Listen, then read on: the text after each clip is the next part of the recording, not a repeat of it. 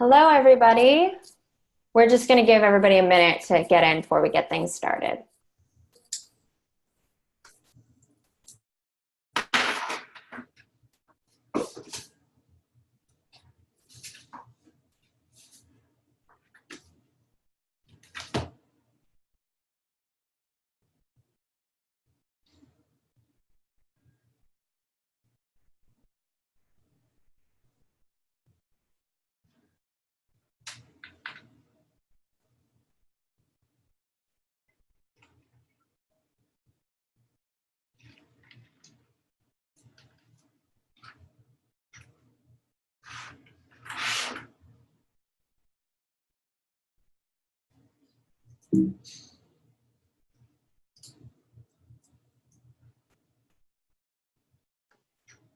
All right, so it looks like a few people are still trickling in, but while they come in, I will start things off.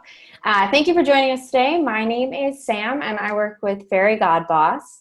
Fairy God Boss is the largest female career community where highly motivated and authentic women can connect with other career-minded individuals to share real-life experiences and help one another succeed. Our platform helps support women throughout their careers with free resources like company reviews, job listings, webinars with various experts such as Lindsay herself, virtual recruiting events, and a community where users can be honest about their triumphs and failures, either as themselves or anonymously. So before I pass things over to Lindsay, I just want to let everybody know that there will be a Q&A at the end of this, so feel free to use the Q&A option at the bottom of your screen to leave any questions you might have. We'll get to them at the end. And this webinar will also be recorded and sent as a follow-up, so you can feel free to rewatch anything you might have missed. So here with me today is Lindsay Pollock. Lindsay Pollock is a New York Times bestselling author, keynote speaker, and one of the world's leading experts on millennials and the multi-generational workplace. Often called a translator, she advises organizations and individuals on how to thrive in today's unprecedented 5-generation workplace. She is the author of Getting from College to Career, Your Essential Guide to Succeeding in the Real World, Becoming the Boss, New Rules for the Next Generation of Leaders, and her newest book, The Remix, How to Lead and Succeed in the Multi-Generational Workplace. She has served as an official ambassador for LinkedIn, a millennial workplace expert for the Hartford, and the chair of Cosmopolitan's Millennial Advisory Board. She's a graduate of Yale University and based in New York City. Thank you so much for being here, Lindsay. And without further ado, I'll let you take it away. Thank you so much, Sam, and everyone at Fairy God Boss, and for all of you for taking time out of your busy day and career to join me for this webinar. I'll talk for about 30 minutes, and then I really look forward to your questions. So our topic is how to lead and succeed in the multi-generational workplace, whether you are a leader of a large or small team, an individual contributor, an entrepreneur, whatever you do. This is designed to help you with really tactical, actionable tips to thrive in this workplace that we're in. And the headline of this multi-generational workplace is that millennials, the generation born about 1981 to 1996, many of you, as of 2016, officially became the largest generation in the workplace. This meant they overtook boomers, who had been the largest generation for roughly 50 years. So this is a really significant changeover. And my advice to all of you, whatever your generation, is to make the decision that this is a positive development, to take advantage of it and see it as an opportunity, not a challenge. And I know that this is a little bit going against the grain because here in the United States, we tend to be kind of negative about generational change. And I just pulled some of these sort of shaming, negative magazine covers from each era to show you how this has mostly been portrayed in the mainstream media, from the hippies of the 1960s. I myself am a Gen Xer, we were called the slackers, and millennials have really been the most shamed stereotype generation in history because we have so many more media with the internet and social media sites to talk about this generation in a negative way. I just pulled one magazine cover, which I think covers all of the horrible things sometimes people say about millennials. You can see there the Time magazine cover. The me generation, millennials are lazy, entitled narcissists who still live with their parents. I just don't see any reason to be that negative, especially about a generation that is the largest in our country today. Now we have the next generation coming along as well, Generation Z, born 1997 and later, and we're already starting to talk negatively about their addiction to technology and so forth. But just to give you some historical context, I wanted to share this quotation. I see no hope for the future of our people if they are dependent on the frivolous youth of today. This quote is actually from the 8th century BC. So we have literally been shaming younger generations for all of human history. And I think it's about time we stop doing this. So my message, my book, my content, my advice is really about stopping this negativity and turning generational diversity into a positive. So when we talk about generational diversity, it's not just about the boomers and the millennials. This is a chart of the US workplace over the past roughly 20 years or so. And what you can see is when I entered the workplace in the late 1990s, I was a Gen Xer. The boomers were really strongly in charge. They were the largest generation ever born into the United States. Every boss I ever had, every client I ever had, every leader I ever encountered was a boomer for the first 10, 15 years of my career as a Gen Xer. Gen Xers are significantly smaller than boomers. There were about 76 million boomers born into the US, only about 55 million Gen Xers. So we never really got large enough to overtake this generation. And by the time Gen Xers like me had advanced a lot in our careers, millennials, the younger generation, mostly children of the boomers, had come along. There are about 66 million millennials born into the US, so even smaller than the boomers, but much larger than the Gen Xers. And as you can see from this chart, just skyrocketed to be the largest generation in the workplace. Most organizations are composed primarily of those three generations, boomers, Xers, and millennials.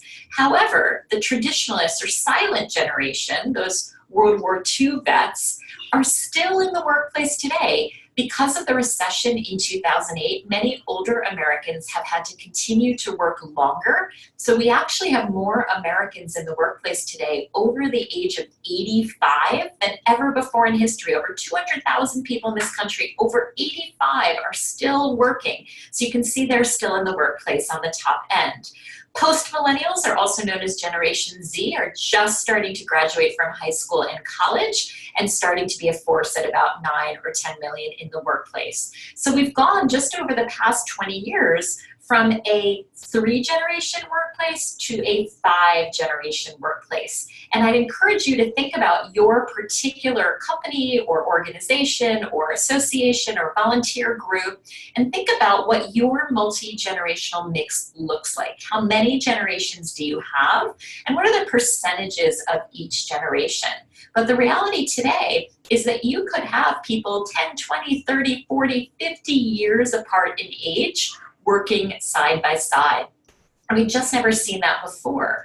Also, because of the rise of technology, millennials obviously being the digital natives and Gen Zs having that technological knowledge as well, this generation has a very different attitude towards expectations about work and especially the use of technology in the workplace. And so a lot of younger people have ascended to very senior roles very quickly, in large part due to that technical knowledge. What this means is that 38% of Americans today report to a boss who is younger than they are. That rarely happened when I was starting out in the workplace. So you have all these differences, all this mixing in the American workplace today. That is what we are here to talk about. And my strategy for leading and succeeding both in your organization and personally in your own career is the title of my new book, The Remix. I recommend being what I call a remixer. And what a remixer is someone who takes the best of each generation's practices, some of the, quote, old school practices of the traditionalists and boomers and the Gen Xers, and some of the newer trends of the millennials and Gen Zs, and combines them all together so that everyone is included. This is not about one side being right or wrong. This is about everybody collaborating together in inclusive workplaces. And I interviewed some DJs about this word remix and about the remix concept for music, of course.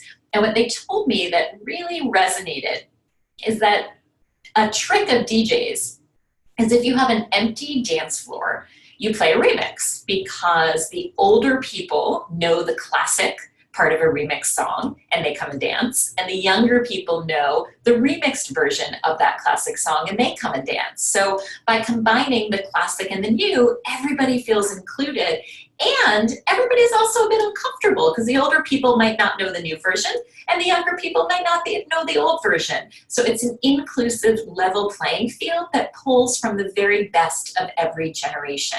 And that's what my tips and actions will include today. So we're going to look specifically at 3 areas of your career and workplace: leadership and people management, work hours and work environment, where we do the work we do and when we do it, and then communication and also connection, deep connection to our colleagues. So let's start with leadership. The classic in this remix is do as you are told. Your boss tells you to do something and you do it. And the more modern version for younger generations has been about self-expression and about finding your own path and taking a selfie while doing it. Well, these 2 things are very incompatible. So the remix here that I recommend is to take a coaching approach to leadership in the multi-generational workplace and in your own career looking for coaches. And I'm far from the first person to recommend coaching as a leadership or people management strategy, but what it says to me is, like in sports, a coach's job is to build the excellence of everybody on their team so that you can all win together. It's not an adversarial relationship, it's about bringing out the best in your people. And that's what I think good leaders have always done, but where we really especially need leaders to be thinking today when they have such different generations on their teams. Now, this is particularly effective with millennial employees in their 20s and 30s today. This is a study that PwC did asking millennials why they took their first job. What was the deciding factor? And for most generations, the answer had been pay. Think about a traditionalist coming of age after the Depression, etc. Money would be most important. But today, what is most important, according to millennials, is not that money is unimportant. Many young people, as we know, have student loan debt and certainly need to have a good salary or a fair salary. But what they said was even more important was personal development, training, mentoring, coaching, development. What that says to me is, in the world that we are in today, where we are constantly hearing about disruption, robots taking our jobs, what has more currency? A couple extra $100 or $1,000, or a skill that you can add to your LinkedIn profile or your resume that will help you land the next job? This, I think, is also becoming more true for older generations. Which is more valuable, a little bit of extra money or a skill that will help you remain relevant in this constantly changing workplace? So again, it doesn't mean money is unimportant, but training and development are incredibly valued and have tremendous currency in a multi-generational workplace. What we also find is that good bosses have always focused on being coaches of all generations. And there is very little difference between what employees want from good bosses. By the way, this is not just bosses that people like, but I'm going to share a study from Google called Project Oxygen of bosses who were not only respected and liked by their employees, but actually achieved the best business results. And I think what you'll find is that this is somewhat of an old-fashioned answer. Google did Project Oxygen, a study of 10,000 people managers. They did it first in 2008 and replicated it in 2018 to the very same results. And they found employees wanted and had the best performance when they had bosses who made time for one-on-one meetings, helped their employees solve problems, and took an interest in their lives and careers. They built true relationships. They cared about their employees and spent time with them. There's nothing modern or unique or high-tech about that. I think the difference between previous generations and millennials is that we all want the same things from our bosses. It's just in previous generations, if we didn't get these things, we thought, well, I guess my boss just won't spend time with me, or I guess my boss won't help me. Now, because millennials have ratemyprofessors.com and Yelp and Glassdoor, and there's less stigma to changing jobs, I think that millennials want what all of us have always wanted. They are just coming of age and working in a time when we have tools to speak up when we don't get these things. So when you serve the needs of vocal millennials, you're really serving anybody and everybody. Let's look at this another way on the specific issue of feedback.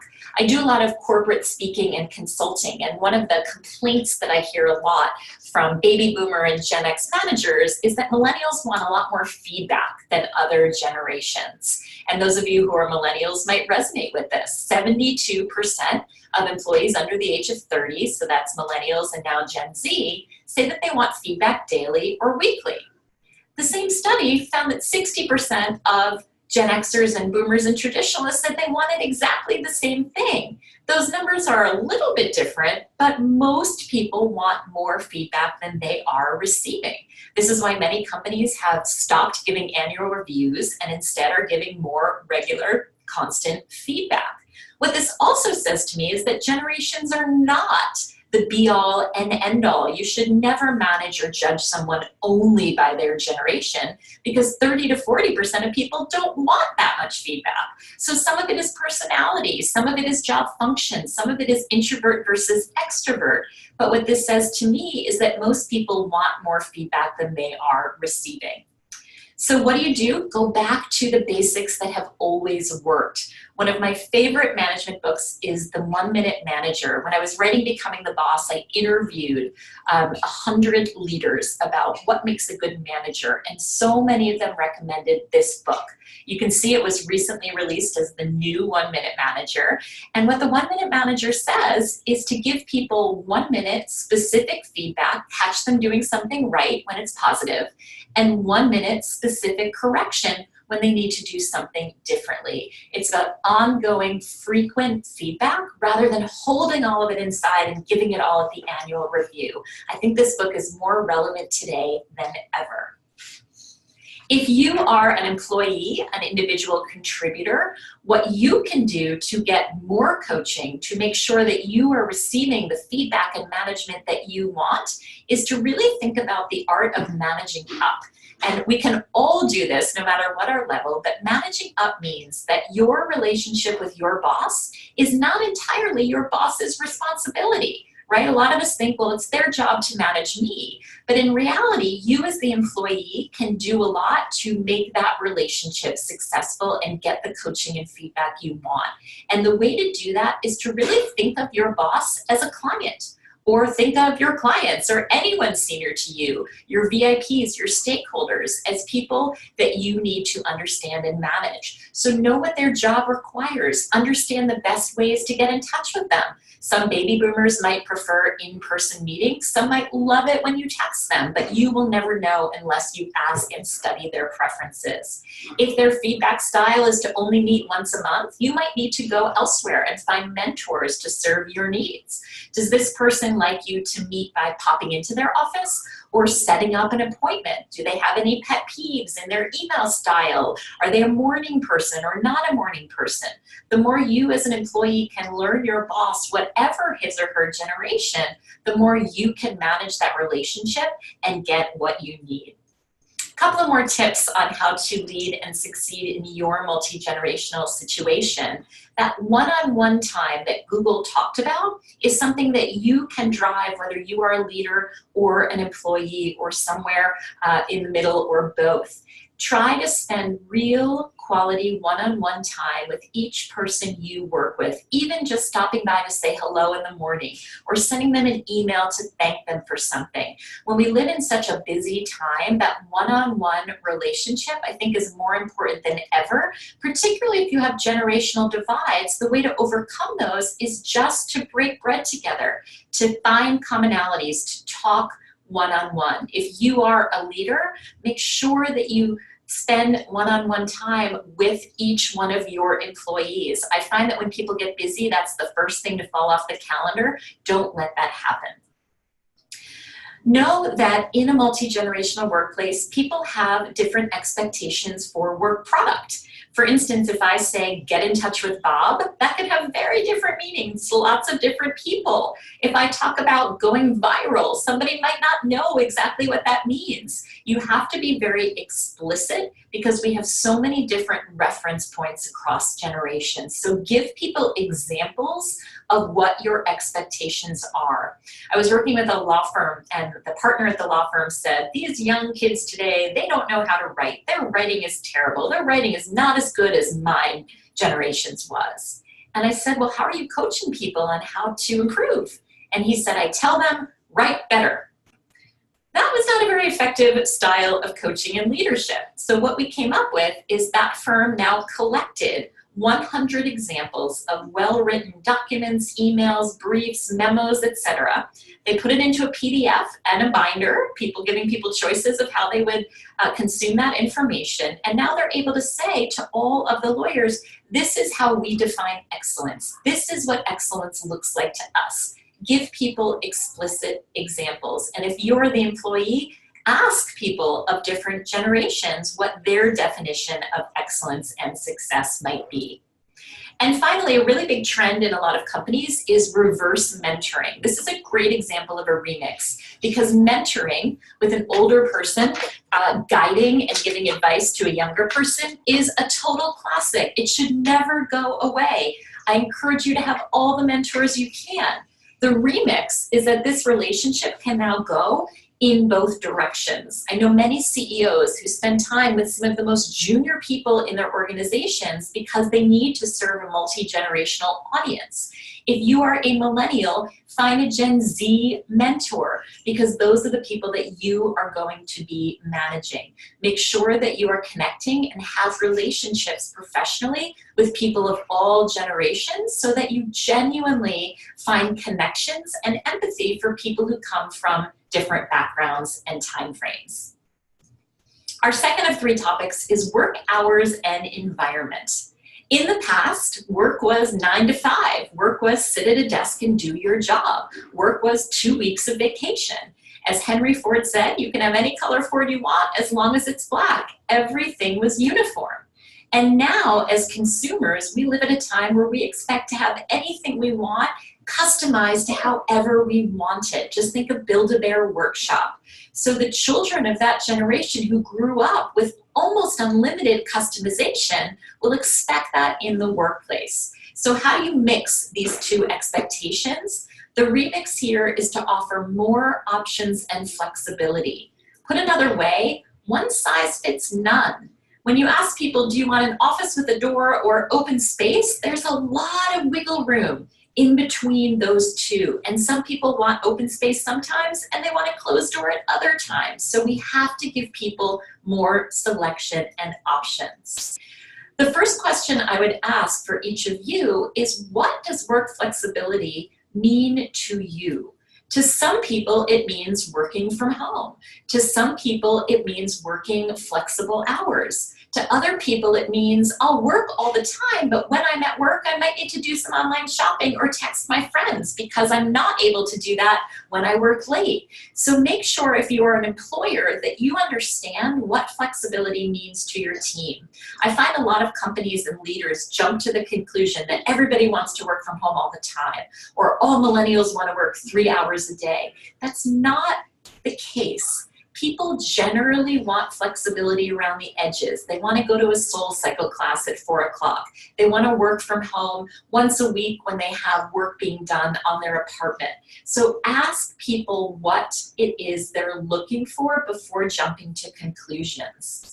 When it comes to remote work, working from home or working outside the office, also known as telecommuting, I think there are a lot of myths about who wants this and how prevalent this is. The first statistic I want to show you is that the ship has sailed on remote work. Almost everybody works from home at some point or works remotely. 60% of organizations offer some ability to work away from the office compared to just 20% in 1996, and those numbers continue to rise. So this is something that almost every organization, I believe, offers in some way or will in the near future.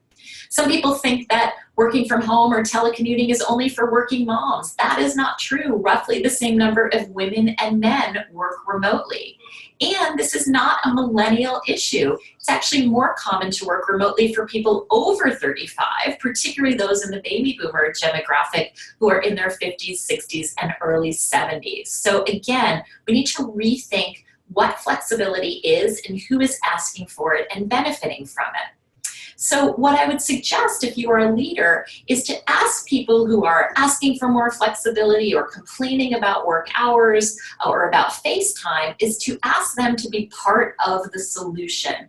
This is a suggestion from Laszlo Bock, who is the former head of HR at Google and wrote a terrific book called Work Rules. He says, pick an area where people are frustrated and let them fix it. If there are constraints, limited time or money, tell them what they are.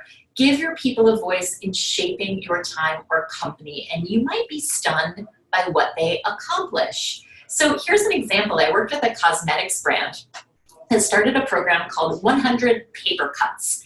And the idea was to identify all of those little things about their schedule, about their office, that were little annoyances that would really help if they were fixed. They called them paper cuts, which was actually a software term originally.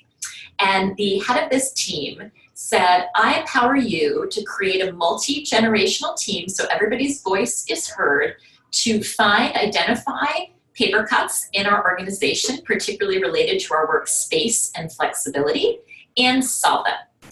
And one of the issues was that they worked in a very, very overcrowded, busy workspace without a lot of social areas, and the employees wanted to have a place where they could have lunch together. Everybody was eating lunch at their desks. It was a real grind. They wanted a little bit of social time, but the office was already overcrowded.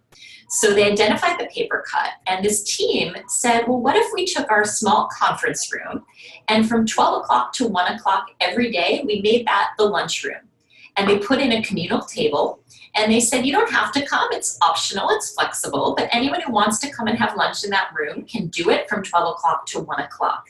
It costs nothing, but it was a really great solution because to people in that office, flexibility meant just getting up from their desk and chatting with their colleagues over a little bit of lunch. Rather than reinventing their entire schedule or workspace, they found a workable solution by asking their people multi-generationally to come up with it themselves. So a couple suggestions for you. If you are a leader, make sure that people on your team know what the rules are around work hours, about flex time, remote work, wearing AirPods in the office, and other unwritten expectations. When I go into an organization and there's tension around workspace, it's often because everybody is making assumptions. If you are an employee and people are giving you side eye when you wear your headphones, or when you come in at 9 o'clock, they roll their eyes, that means that it's not clear what the expectations are. So often these are unwritten cultural issues. It is absolutely okay to ask where the boundaries are. And then if you need more flexibility, you can ask for it. But if you don't understand where the lines are, it's hard to figure out how to flex around the edges. If you are in a workspace where you have any flexibility at all, and even that organization with the conference room lunch was able to do it, my best recommendation for space is to really think about modular, flexible spaces. We obviously are in a time where a lot of offices have gotten very open space, mostly to save costs. Well, that's really difficult for people who need to make sales calls or who need quiet. So where can you repurpose a utility closet as a quiet phone booth? Where can you move furniture around to create some collaboration spaces? Sometimes if we're just a little bit creative, we're able to serve people's needs. And it gives people options that they can sit at their desk to do one project, go and work in the collaboration space on another, and use the phone booth at another time. And finally, particularly if you work in an organization where some people need to be at their desks, or they need to be on a factory floor, or they need to be working at a retail counter, I would ask you to just ask, if it's your job or if it's your team, where can you just create 5% more flexibility. For example, with call center employees, one organization said, well, every month you have to do a certain amount of paperwork. You can do that from home or Starbucks or wherever you'd like. That's a piece of flexibility that people appreciated. I worked with a construction company where a lot of the employees were on job sites for 12, 13, 15 hours a day. And they said, can you just put some weights in our trailer? Because we want to exercise a little bit on our breaks. To them, flexibility was not working from home. It was just having some elements of their personal lives available in their workspace. And our final topic today is communication and connection in the multi-generational workplace. In the past, the classic was that people in power had a voice. The president, the CEO, the Pope, Walter Cronkite saying on TV, that's the way it is. And we said, yes, sir. Now, everybody has a voice. Every conversation is two-way. How do you combine those two expectations? The answer, I think, is more transparency on all sides. Not unlimited transparency, but where can leaders tell their employees a little bit more? And where can employees tell their leaders a little bit more? The reality is that 70% of employees across all generations, according to a Harvard Business Review report, said that they're most engaged when their leaders communicate company strategy. We live in a time of Google and Wikipedia where you can find out almost anything you want on the internet. It feels very off-putting when you are not in the know about what's happening at your own company. And I speak to a lot of leaders about this, and they're worried that their employees will want to know secret, confidential information. But in actual fact, when you start to open up and ask people what they want to know, generally it's information that leaders are very happy to share, or they're really eager for their employees to know. One law firm told me that some of their junior associates asked to get an explanation of the finances of the firm because they didn't totally understand the billable hour. Well, that's really important if you're a junior employee to understand that economic situation, and they were happy to share it. If it makes your employees more engaged, it doesn't mean that you have to share confidential, regulated information. It's just about giving people access to feel that they're truly part of the companies that they work for. Now, when you share that information, when you communicate with your employees, you also want to remember that people of different generations and different personality types have different, and just different preferences, have different ways they want that information.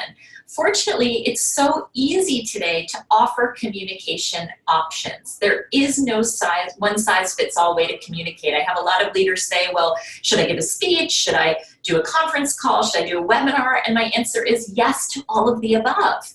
And here's an example. This was a webinar on getting fantastic testimonials. And as you can see, this was created as a webinar video. But they gave people the option to just listen to the audio when they're jogging or driving in their car, or to just join the discussion and hear what other people are saying about it. If you prefer to read, you could read the transcript, and there's free transcription software to make that really easy. Or if you just want to look at the pretty slides and not hear all the commentary, you could do that as well. As speakers, as content providers, as leaders, if our desire is to give people the information, we have to be agnostic about how they are going to consume that. And it's very low cost to add all of these different elements, and I encourage you to do so whenever you have a communication that you want to get out to your team, even if they're just 3 people, to an organization of 300,000 people, or just to one person that you are communicating with. Think about varying your options and directly asking people, how can I provide information in a way that you will want to receive it? Let's talk about what that message is. It has to also have meaning. This is another area where we are so much more alike across generations than we are different.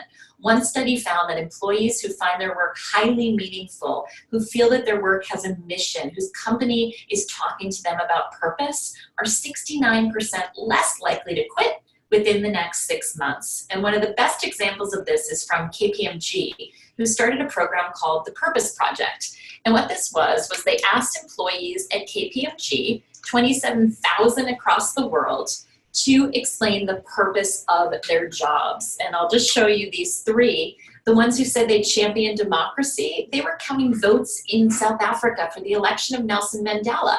They didn't say we count ballots, they said we champion democracy. The guy in the middle was an IT consultant. He didn't say I fix your computer. He said I stop cybercrime. And the woman on the far side here was a junior accountant. She didn't say I just sit at my desk and do my spreadsheet. She said I help companies get federal tax credits. I keep jobs in our country. As you can see in that silver circle, they asked for 10,000 stories from their 27,000 employees. Well, before the project was over, KPMG collected 40,000 stories. People were so eager to connect to purpose. And as you can see, this was a very diverse, multi-generational group around the world. I think we are so eager across all generations to feel that our work has meaning. Now, this is a nice feel-good project, but the other piece of this is that for the first time in KPMG's history, in the 2018 Fortune 100 Best Companies to Work For list, for the first time ever, KPMG was ranked #1 in the Big Four accounting firms for employee engagement and retention. So this had real business results in addition to making people feel connected. So what can you do related to communication and connection? If you are a leader, offer town hall meetings and ask me anything sessions and encourage all generations and employees at all levels and tenures to attend and participate in person, virtually, by reading the transcript or just listening. And if you're an employee, commit to attending. So many companies tell me that they offer these things and people don't attend. Make sure that you are showing up and listening and asking questions when your organizations offer these types of events. For any important communication, particularly across to colleagues of different generations, I'd really encourage you to offer an additional method or 3 or 10 for people to choose from. I think we tend to stereotype and say, well, I'm speaking to a group of young people, so I'm just going to do a webinar, but lots of young people say that they would actually prefer to read it. So don't make judgments or assumptions that there is one solution for people. Offer as many as you can. And finally, the word why is so powerful across all generations. If you are a young leader of an older employee, an older leader of a younger employee, talk about the reasons for the jobs that you're giving people. Talk about the reasons why you have certain expectations. I think almost anything is possible in an organization if people understand the reason that it's being requested and the reason that they are doing something. So get into the habit of explaining the why of assignments, explaining the why of why you do the work that you do. And if you are the employee, requesting the why, asking why work is being done, why your leaders have made a certain decision in a polite way, of course, but finding that mission and purpose is such a powerful way to connect across generations. So I'd like to thank Fairy Godboss. Thank you, Sam, for having me. I hope that this content from the Remix has been valuable for you in thinking about your organization and your career. And I know that all of you are not millennials, but I thought that it would be fun to give you a trophy for participating in this webinar. I'm so grateful for your time. And I also wanted to offer you a free gift. I've created a resource list of all of my favorite books and studies and magazine articles and statistics about thriving in the multi-generational workforce. You can get that by texting my name, Lindsay, L-I-N-D-S-E-Y, to the number 66866. If that doesn't work for you, or if you are outside of the United States, on the next slide, I will also provide my email. So thank you again, Fairy Godboss and Sam, and I would love to answer your questions. Thank you so much, Lindsay. That was a really fantastic presentation. I think the entire analogy of the remix combining classic and new to make everybody feel included is a really great one. And so for everybody who is joining us, you can use that Q&A feature if you have any questions. So your first question, Lindsay, is I love the idea of AMAs. If you're not in leadership, how do you recommend we bring that up to management to get started? So AMAs, Ask Me Anythings, are very, very popular at a lot of organizations, and I think there are a couple of ways to do it. I think you want to be respectful and show enthusiasm for an AMA, as opposed to saying, nobody ever tells us anything, you should have a town hall or an Ask Me Anything. So if your company has some kind of suggestion mechanism, like an email address or a suggestion box, you can also go through your boss or your HR department, and I think showing that there are more people who want this, that you have a lot of questions, perhaps preparing a document and saying, here's some of the kinds of questions we would have, so they know that it's not going to be asking for people's salaries or secret information. So a list of sample questions. I also think it's helpful to look up other companies in your industry where they might be having AMAs. So ask your local professional association, ask any friends who work for other companies in your industry. And if you're not able to get the CEO or the senior most person in your organization to do it, maybe you can get the head of your department or the head of your region. Any kind of access to a person like that could pilot it, and then it could trickle up to the top leadership. But I'm really thrilled that you find that helpful, and I hope that you will ask, because the worst they can say is no. Great. Okay, we have another question. Do you have any advice for women in particular dealing with ageism? I'm having trouble negotiating a promotion, and I feel like my age has something to do with it.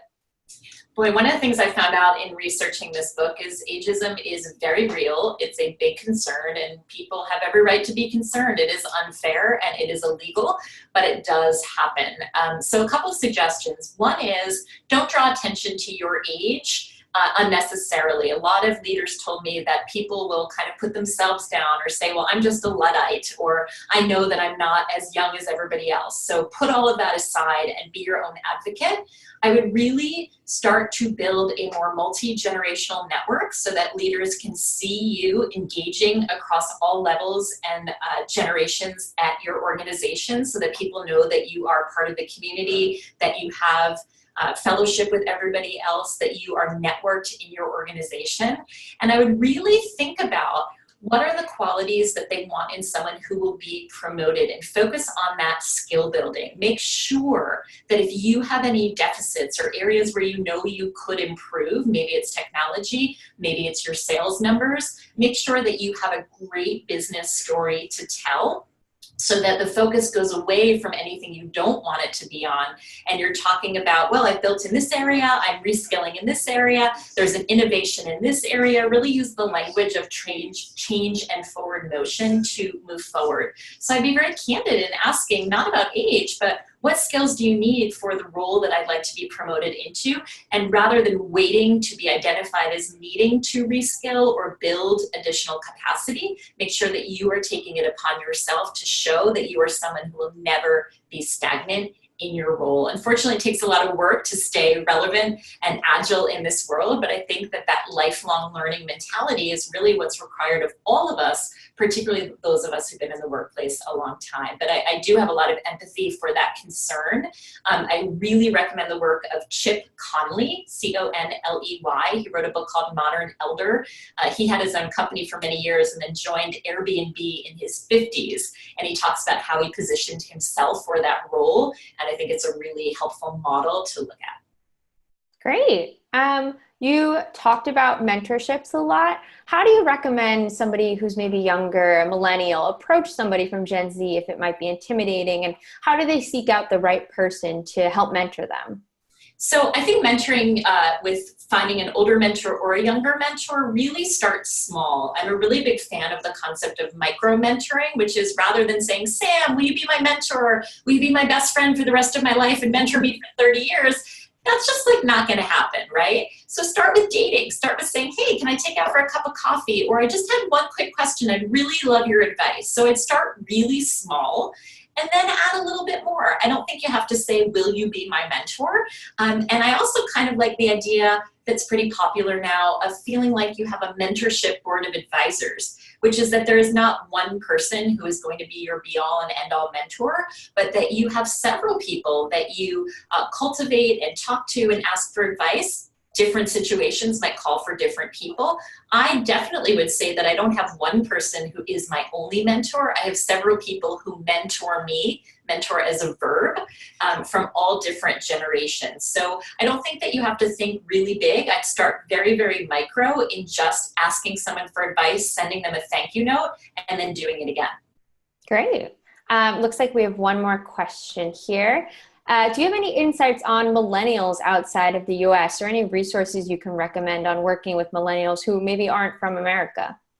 Yes. So interestingly, generations are a global concept, right? Because it comes from a family, grandparents, parents, children, grandchildren, etc. So the concept of generations is very global. In different countries, there are different names for the generations and different years where the cutoffs lie. What's interesting about millennials is they're often called the first global generation because of the internet and really Facebook. People across many countries feel somewhat connected, not exactly the same, but somewhat connected generationally, even around the world, which was not true of previous generations.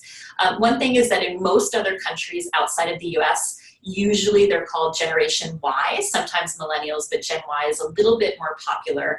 And the study that I think is most helpful on really getting to the nitty-gritty details between countries is a Deloitte global study on millennials. It is in the resource guide, and I have the text number up, and I'm also going to put my email address if anybody doesn't receive it that way. Deloitte's global study on millennials compares every single country, or at least region, in how millennials behave. There's also a study from the organization Universum, which is also in my resource guide. So I think the Deloitte and Universum studies are the most valuable in comparing millennials globally. Great question. Thank you.